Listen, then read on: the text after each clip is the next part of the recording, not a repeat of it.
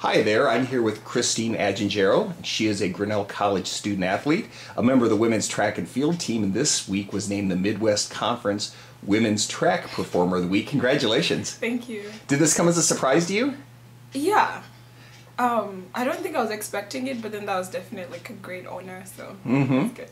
Well, this came after the Grinnell Invitational, in which you set 2 school records and you won an event. The victory came in the 400-meter dash, and that's where you ran a school record time of 58.74, easily beating the school record, which was 59.19, I believe. Yeah. Talk about that race, how it went for you. Going into the race, there was a girl who was seated faster than I was, and my coach was like, she's on your outside, so as you run, try and get her on the curve, and then throughout the race, make that your race. So it's easy to go in with that strategy, but then once you start running, you're not really thinking about like all the dynamics and everything. So it was exciting because I knew, if anything, there was someone I had to catch, but then at the same time, I knew there was someone I had to beat. So the fast 150 of the race, I was pretty much trying to stay on pace and just, trying to stay with her.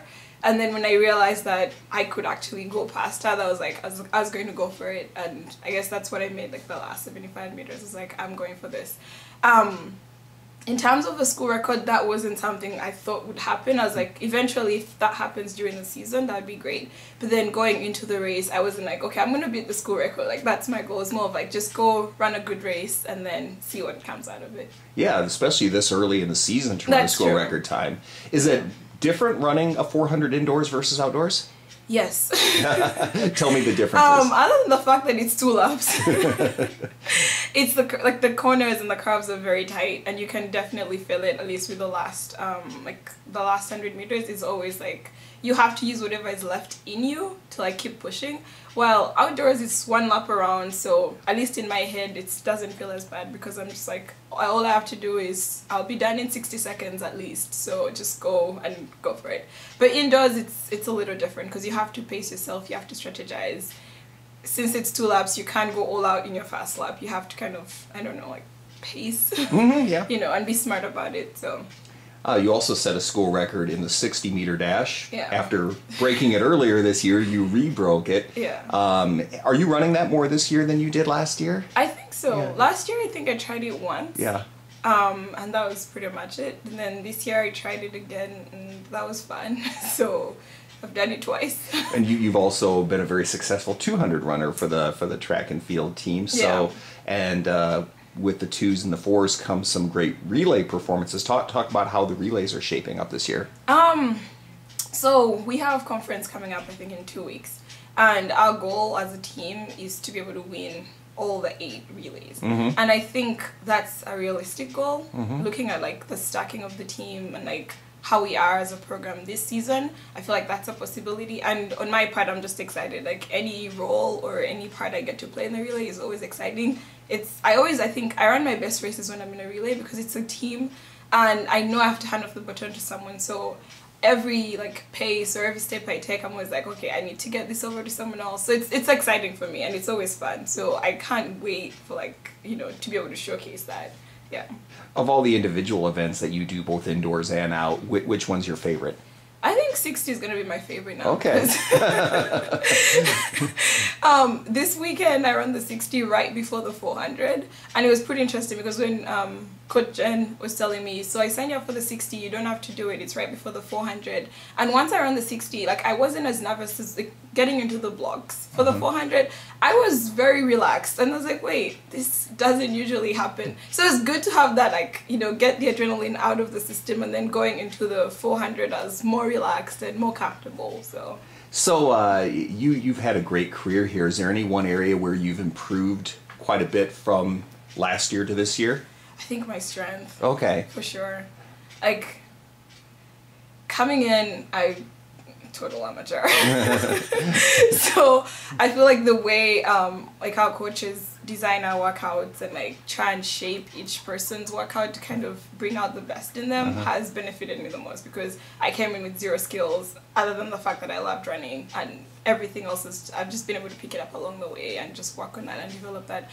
But I think my strength has tremendously improved. So with this great performance this weekend and in the 400, does that mean you're going to be set to run an 800 the next meet? I don't know. I don't know. I told Coach Real that I would try an 800, but we haven't yet tried it.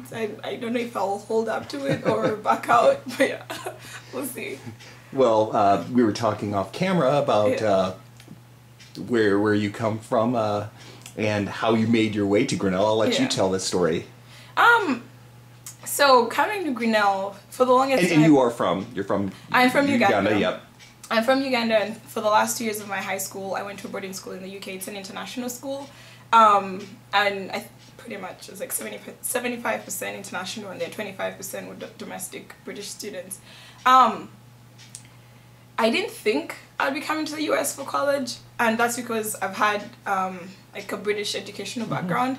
So when the whole college search process started, I was very bent on like either staying in the UK or going to another like Commonwealth country for university. But then when we did have like various deans of admissions from various colleges coming in giving their presentations, I was like, well, you know, America is going to be a possibility. So I started looking more into that. And how I ended up at Grinnell was just pretty much a 2.5-hour interview / info session with the Grinnell admissions counselor who visited my school. And I signed up because I passed by the door and the sign-up sheet was empty. So I was like, why doesn't anyone want to know about this? So you could get out of class if you had an interview with an admissions counselor. So I signed up for that, and like it was one of those like more personalized like info sessions / interviews, because he asked me what I was interested in, and then he tailored Grinnell and marketed Grinnell towards that. So by the time I was done talking to him, I was like, I'm going to apply to Grinnell. And I went home and I told my roommates, like, I'm applying to Grinnell. And when everyone was like, what is that? I was like, Iowa. And I didn't know where Iowa was. So it was pretty interesting. But yeah, and I came here and I love it. And I think I can't think of a different, like I don't know how my college experience would have been enhanced if I'd gone any other place. So that's a great story. It's definitely, I think it turned out for the best. So what's been your most favorite part since in your years here? I don't even know. Like my favorite part, I can't really pin down, like I can't pin one down, but I feel like every area of my life, like whether it's in class or, you know, track performance or like just my social life, I've always had like supportive either faculty or staff members who've been very like integral and very influential in my life here. And so that made the transition from like high school or from the UK to the, you know, or just basically from Uganda to the US very smooth. So I don't know. Yeah, it's been a great journey for me. So what is your major?